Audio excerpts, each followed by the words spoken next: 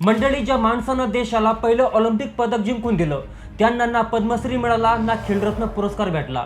त्यांना स्वतःचे घर गहाण ठेवावे लागली. हक्काची पेन्शन मिळवण्यासाठी सरकारी दरबारी चक्रा माराव्या लागल्या. त्या महानायकाचं नाव आहे खाशाबा दादासाहेब जाधव, ज्यांनी भारताला पहिलं कांस्य पदक जिंकून दिलं. तेच पदक आणण्यासाठी खिशात पैसा नव्हता. सरकारकडे मदतीची झोळी पसरली. तेव्हा सरकारने तोंडावर दरवाजे बंद करत निर्दयीपणे सांगितलं, आमच्याकडे खेळासाठी पैसे नाहीत. आणि तेच महाराष्ट्राचे महान कुस्तीपटू खाशाबा दादासाहेब जाधव यांच्या आयुष्यावर आधारित खाशाबा हा चित्रपट दिग्दर्शक नागराज मंजुळे घेऊन येत आहे. आज आपण त्याच खाशाबा जाधवांचा हा थक्क करणारा आणि डोळ्यात पाणी आणणारा प्रवास सविस्तरपणे पाहणार आहोत. नमस्कार मंडळी, मी विठ्ठल, तुम्ही बघताय वेद.com. तर मंडळी, म्हणतात ना, इतिहास कधीच पुसला जात नाही. हो, ते अगदी खरं आहे. कारण कुस्ती आणि खाशाबांचा संघर्ष हा महाराष्ट्राच्या मातीतील एक अत्यंत संवेदनशील आणि महत्त्वाचा विषय आहे. खाशाबा दादासाहेब जाधव यांचा जन्म 15 जानेवारी 1926 रोजी साताऱ्यातील गोळेश्वर गावी एका कुस्तीगीर कुटुंबात झाला. त्यांचे वडील स्वतः पैलवान असल्यानं खाशाबांना वयाच्या अवघ्या 5व्या वर्षापासून घरातून कुस्तीचे धडे मिळाले. ते शरीराने चपळ तर होतेच, पण अभ्यासातही हुशार होते. सन 1940 ते 1947 या काळात त्यांनी कराड येथील टिळक हायस्कूलमध्ये आपले माध्यमिक शिक्षण पूर्ण केलं. त्यांच्यातील अफाट कौशल्याची पहिली मोठी चुणूक वयाच्या अवघ्या 8व्या वर्षी पाहायला मिळाली, जेव्हा त्यांनी एका स्थानिक जंगी मैदानात तिथल्या एका प्रसिद्ध चॅम्पियन पैलवानाला अवघ्या 2 मिनिटात मातीत लोळवलं होतं. पुढे कोल्हापूरच्या राजाराम महाविद्यालयातून त्यांनी आपली पदवी पूर्ण केली आणि तिथेच त्यांच्या कुस्तीला खरा आकार मिळाला. पण त्यांचं स्वप्न आखाड्यापुरतं मर्यादित नव्हतं. त्यांना 7 समुद्रापार तिरंगा फडकवायचा होता. 1948 मध्ये लंडन ऑलिम्पिकसाठी खाशाबांची निवड झाली. तेव्हा त्यांना कोल्हापूरच्या महाराजांनी आर्थिक मदत केली. लंडनला जाण्यासाठी खाशाबांकडे पुरेसे पैसे नव्हते. ते तिथे 6व्या क्रमांकावर राहिले.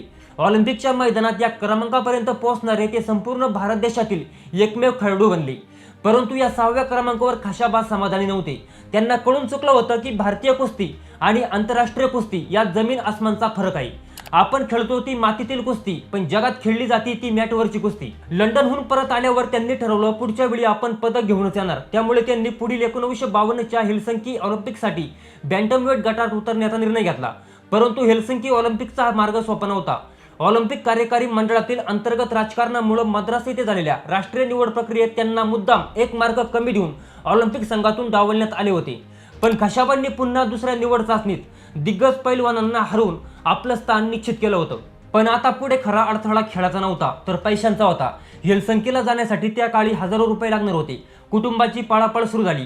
गावातून लोकवर्गणी जमा केली, पण ते पैसे खूप कमी होते. खाशाबांनी तात्कालीन मुंबई सरकारकडे मदत मागितली, पण सरकारनं आमच्याकडे खेळासाठी पैसे नाही, आधी ऑलिम्पिक खेळून या, मग पाहू, असे सांगत मदत देण्यास नकार दिला. देशाचा खेळाडू मदतीसाठी विनवणी करत होता, पण सरकार थंड पडलं होतं. अशा वेळी खाशाबांच्या पाठीशी उभं राहिलं ते त्यांचं कोल्हापूर आणि त्यांचे गुरु राजाराम महाविद्यालयाचे प्राचार्य बॅरिस्टर खर्डेकर यांनी. आपला स्वतःचा वाडा 7,000 रुपयांना गहाण ठेवला आणि सातारा आणि कराडच्या गावकऱ्यांनी वर्गणी गोळा केली. आणि याच लोकांच्या या पैशावर हा मराठी वाघ फिनलंडला रवाना झाला.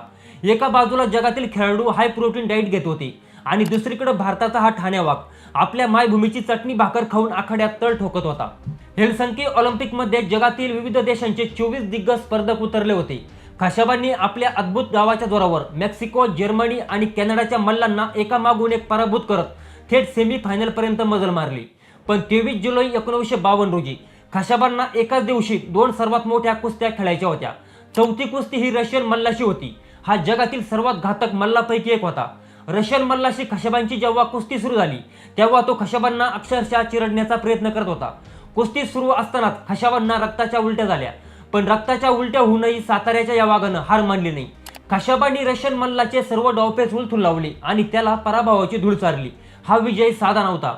रशियन मल्लाला हरवल्यामुळे संपूर्ण हॉलमध्ये शांतता पसरली, पण खरी शोकांतिका पुढेच होती. रशियन मल्लाला हरवल्याचा आनंद साजरा करायला खाशाबांकडे वेळच नव्हता. रशियाचा पराभव पचवणं आयोजकांना जड गेलं होतं. म्हणूनच खाशाबांचा श्वास नीट भरण्याआधीच त्यांना पुढच्या कुस्तीसाठी मैदानात खेचलं गेलं. आंतरराष्ट्रीय नियमानुसार ऑलिम्पिक सारख्या मोठ्या स्पर्धेत 2 कुस्त्यांच्या मध्ये प्रत्येक खेळाडूला किमान 30 मिनिटाची विश्रांती मिळणं अनिवार्य असतं. पण तिथेच ऑलिम्पिकच्या पंचांनी डाव रचत 5व्या कुस्तीसाठी घोषणा केली.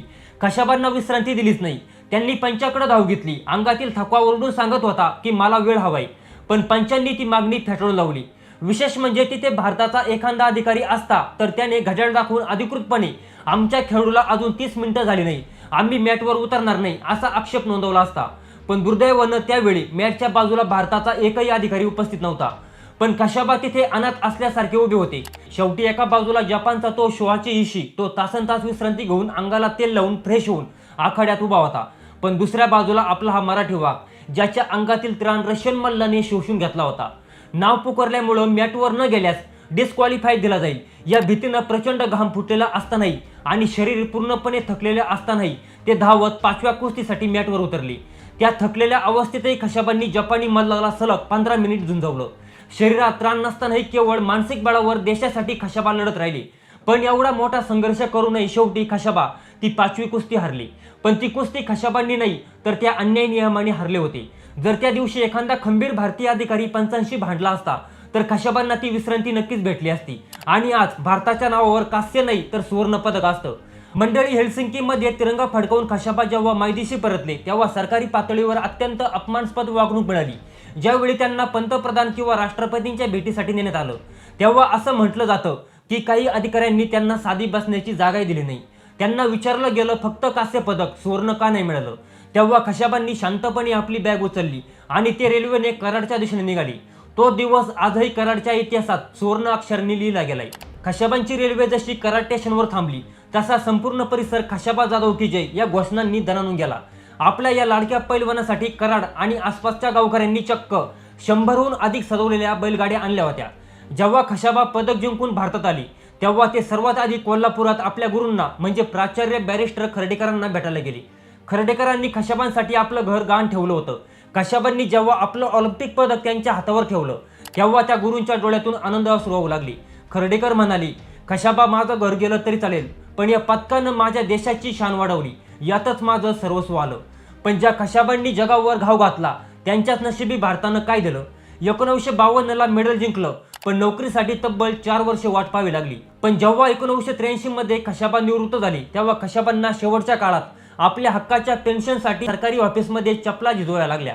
सरकारला त्यांच्या बलिदानाचा आणि त्या पदकाचा विसर पडला होता. त्यांच्या हातात फक्त 75,000 रुपये आले होते. 1984 मध्ये जेव्हा ते आपलं घर बांधत होते तेव्हा पैशांची इतकी नळ होती की भारताच्या पहिल्या ऑलिम्पिक हिरोला आपल्या पत्नीचे दागिने विकून घराच्या विटा सिमेंट विकत घ्याव्या लागल्या. 4 ऑगस्ट 1984 रोजी एका रस्ते अपघातात या महान मल्लानं जगाचा निरोप घेतला. खशाबा गेले पण त्यांचं आजही एक स्वप्न अधुरं आहे. ते म्हणजे केंद्र सरकारकडून कोणताही पद्मश्री किंवा पद्मभूषण पुरस्कार भेटलाच नाही. दुर्दैव असं की अशा या महान खेळाडूला त्यांच्या मृत्यूनंतर 17 वर्षांनी 2001 मध्ये अर्जुन पुरस्कारानं सन्मानित करण्यात आलं. पण आजही ते पद्म पुरस्कारापासून वंचित आहे. तुम्हाला काय वाटते, खशाबा जाधवांना पद्मभूषण मिळायला हवा का? तुमचं मत कमेंटमध्ये नक्की सांगा. हा व्हिडिओ जास्तीत जास्त शेअर करा. कदाचित तुमचा एक शेअर सरकारला जाग आणू शकेल. आणि आपल्या वेद.com या चॅनलला सबस्क्राईब करायला मात्र विसरू नका.